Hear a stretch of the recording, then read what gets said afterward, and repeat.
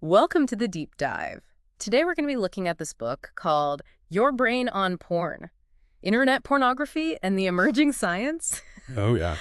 It was written by Gary Wilson and published way back in 2014. Okay. And it's all about exploring how internet porn might be affecting our brains, Interesting. our behavior, and even our relationships. Wow. So this should be interesting.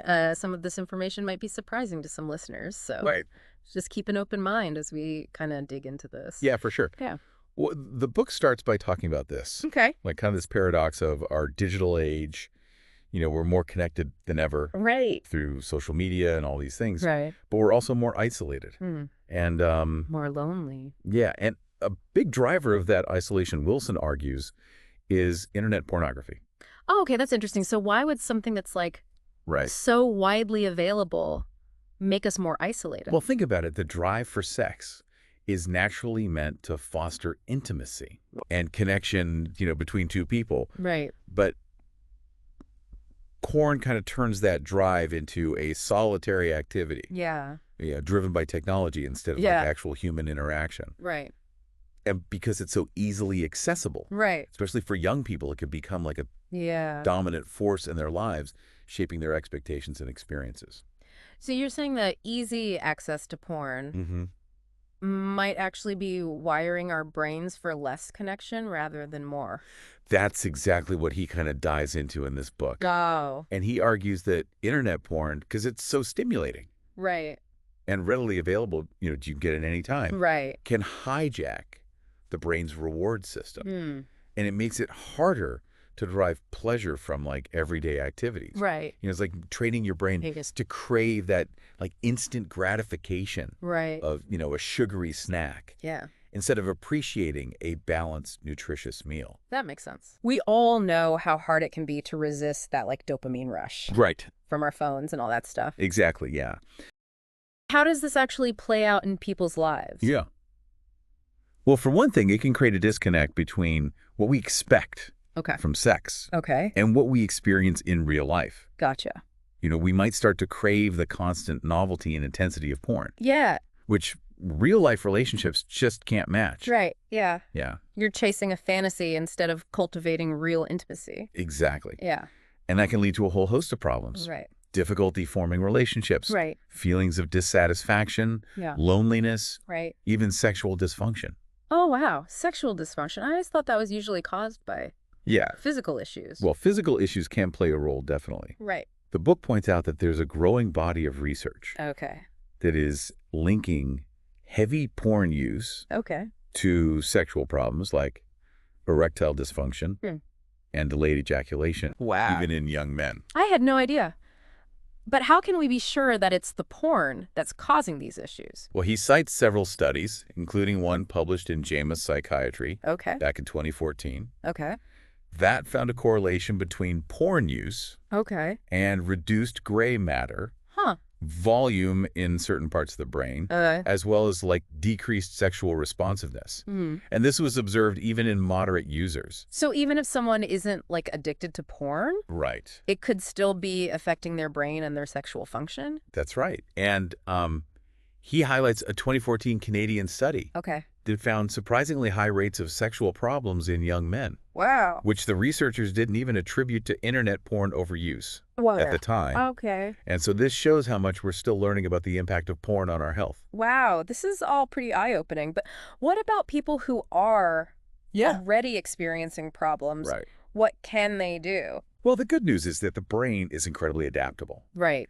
The book talks about this concept of rebooting, Okay. which is essentially giving your brain a break from porn Okay. and other hyperstimulating activities Okay. to allow it to kind of reset and rebalance. Rebooting. That sounds interesting. How does that work?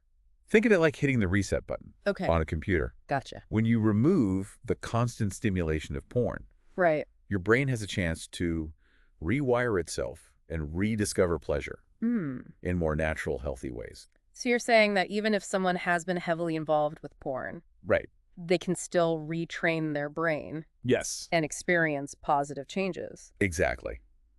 The book is full of anecdotes from people who have successfully rebooted their brains. Okay. and experience significant improvements in their lives. That's encouraging. Yeah. But I imagine it's not easy to just like quit cold turkey. You're right. It takes effort and commitment. Right. But the book offers a ton of practical strategies for quitting porn. Okay. Like making environmental changes, Okay. managing triggers, Okay. and adopting healthy habits. Okay, so let's get into those strategies. What are some of the first steps someone could take? One of the most important things is to create a space that supports your goals. Right. So this might mean deleting all porn Okay. from your devices, Gotcha. using porn blockers, Okay. even rearranging your furniture to disrupt the associations you have with porn use. So it's about breaking the cycle both physically and mentally. Exactly. And it's also about understanding your triggers, Right. the things that make you want to watch porn, Okay. and developing strategies to manage them. What kind of triggers are we talking about? Triggers can be external things, Okay. like seeing a suggestive image online Right. or hearing certain words that remind you of porn. Yeah. But they can also be internal states, Okay. like boredom, Right. stress, or loneliness. That makes sense. So it's about becoming more aware of your patterns and developing healthy coping mechanisms to deal with those urges. Exactly. And the book emphasizes that there is no one-size-fits-all approach. Right. You have to figure out what works best for you. That's where things like extinction training come in, right? Yes. Extinction training is a technique where you intentionally expose yourself to a trigger Okay. without engaging in the unwanted behavior. Okay. So if seeing a particular image Right. or a word is a trigger for you, you might write it down several times. Okay. Each time noticing the urge, but choosing not to act on it. So you're basically training your brain to break the association between the trigger and the urge. That's right. Yeah. And the book also provides strategies for dealing with those sudden, intense cravings Yeah. that can seemingly come out of nowhere. Yeah. What he calls bad urges. Okay, let's dive into that. What are some effective ways to manage those bad urges? The key is to remember that they're temporary. Right. They might feel overwhelming in the moment, Yeah. but they will pass. Okay. The book suggests things like waiting it out, Right. distracting yourself, Okay. or engaging in physical activity Right. to kind of ride out the wave. So it's about finding healthy ways to channel that energy and resist the temptation to give in. Exactly. And then there's another challenge that some people face called the chaser effect. The chaser effect. What's that? Yeah, so it's this phenomenon where you can experience these intense cravings after orgasm, even if it was with a partner. Oh, wow. It's like your brain wants more, Okay. even though you just had a climax. So it's kind of like a craving for more intense stimulation even after experiencing something pleasurable. Exactly, yeah. And it can be really frustrating, especially when you're trying to like move away from porn and focus on real life intimacy. Right. Yeah. I can see how that would be a challenge. Right. What does Wilson recommend for dealing with the chaser effect? He suggests using similar strategies to those for handling like those bad urges we talked about. Right. You know, things like distraction, Okay. exercise, Right. reminding yourself that the craving is temporary Okay. and will pass. So it's about having a plan in place and being prepared for those moments when the cravings hit? Exactly. Yeah. Okay. And remember, mindset is crucial here. The book really emphasizes the importance of self-compassion Okay. and patience throughout this whole recovery process. That makes sense. Yeah. It's easy to get discouraged if you slip up or have a setback. Absolutely. Oh. It's important to remember that recovery is a journey, not a destination. Right. There will be ups and downs along the way, Right. but by focusing on the long-term goal Okay. and celebrating those small victories, Okay. you can stay motivated Right. and build momentum. It's also important to have a support system in place, right? Like talking to a partner or a therapist. Absolutely. Open communication can make a huge difference. Right. Sharing your struggles with someone you trust can help you feel less alone Yeah. and more supported. Right. And a therapist can provide guidance and tools to help you navigate the challenges of recovery. The book also talks a lot about the importance of lifestyle changes to support recovery. Yes. What are some of the key things that people can do in their everyday lives to help rewire their brains? Well, exercise is huge. Okay. The book talks about how weightlifting, cardio, even something as simple as push-ups can help manage urges and boost your mood. That makes sense. Yeah, exercise releases endorphins and helps reduce stress, which can be major triggers for porn use. Exactly. And then there's the power of cool showers. Cold showers, really. I know it sounds a bit intense, but The book suggests that cold showers can be incredibly helpful for boosting willpower Hmm. and emotional regulation. Huh. I guess it's that shock to the system that forces you to be present and in control. That's the idea. It's like a mini mental workout for building resilience. What about spending time in nature? I've always found that to be a great stress reliever. Absolutely. The book talks about how being in nature has all sorts of benefits for our brains. It reduces stress, improves mood, and can even help us feel more connected to something larger than ourselves. It's like hitting the reset button on your whole system. Exactly. And let's not forget about the importance of social connection. I was just going to say that. It's so easy to isolate ourselves when we're struggling with something like porn addiction. Right. But the book stresses that even if you're feeling antisocial, it's important to find ways to connect with others. Right. This could be as simple as hanging out in a coffee shop, smiling at strangers, or joining a club or group activity. It's about reminding yourself that you're not alone and that there are people out there who care about you. Exactly. And finally, the book encourages readers to explore creative outlets and hobbies. That's a great point. Yeah. Having something to look forward to and pour your energy into can be so helpful in recovery. Absolutely. It could be anything: writing, painting, playing music, gardening, whatever brings you joy and helps you express yourself. It's about rediscovering those things that make life feel meaningful and engaging outside of the world of porn. Exactly. And speaking of rediscovering things, Yeah. the book also talks about how people in recovery often experience flashbacks Right? to pornographic content. I imagine that could be really unsettling and discouraging. It can be. But the book reframes these flashbacks as a form of mental house cleaning. So it's like your brain is processing and releasing those ingrained images and thoughts, kind of like detoxing. That's a great way to think about it. The key is to acknowledge these flashbacks without judgment Okay.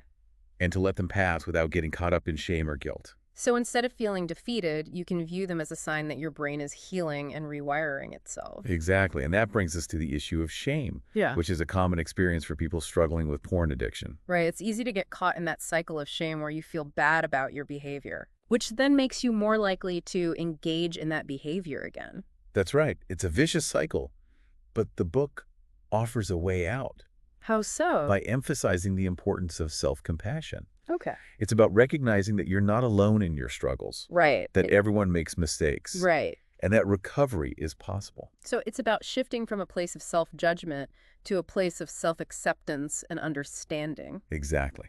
And that shift in mindset can make all the difference. It's encouraging to hear that even though porn can have all these crazy effects on our brains, we're not totally powerless. Right. Like, we can actually take steps to regain control Absolutely. and change those patterns. That's one of the most hopeful aspects of this book. It really emphasizes that the brain is incredibly adaptable. Right. Even if you've been using porn for years, Yeah. you can still rewire those neural pathways and experience positive changes. So it's not about being perfect or never, like, slipping up or anything. Right. It's about having the tools and the mindset to get back on track when you do. Exactly. And this book provides a toolbox full of strategies, like the ones we've been talking about. Right. The key is to find what works for you and be patient with yourself. It strikes me that a lot of this just comes down to awareness. Uh-huh. If we're not aware of how porn is affecting us, we can't make informed choices about our use. I completely agree. One of the biggest takeaways from the book for me is that we need to be having more open and honest conversations about porn Right. and its potential impact. Especially with young people who are growing up in a world where porn is just so readily available. Absolutely. We Yeah. need to be equipping them with the knowledge and the critical thinking skills to navigate this landscape Right. in a healthy way. Yeah, it's like we're all pioneers in this digital age, Yeah. figuring out how to use these powerful tools without letting them control us. That's a great way to put it. Yeah. And I think Your Brain on Porn offers a valuable roadmap for anyone who wants to take charge of their relationship with porn and live a more fulfilling life. Well, this has been a fascinating deep dive. I feel like I've learned a lot about the science behind porn and its potential impact, but also about the incredible resilience of the human brain. Me too. It's been great. Before we wrap up, I want to remind our listeners that if you're struggling with problematic porn use, you're not alone.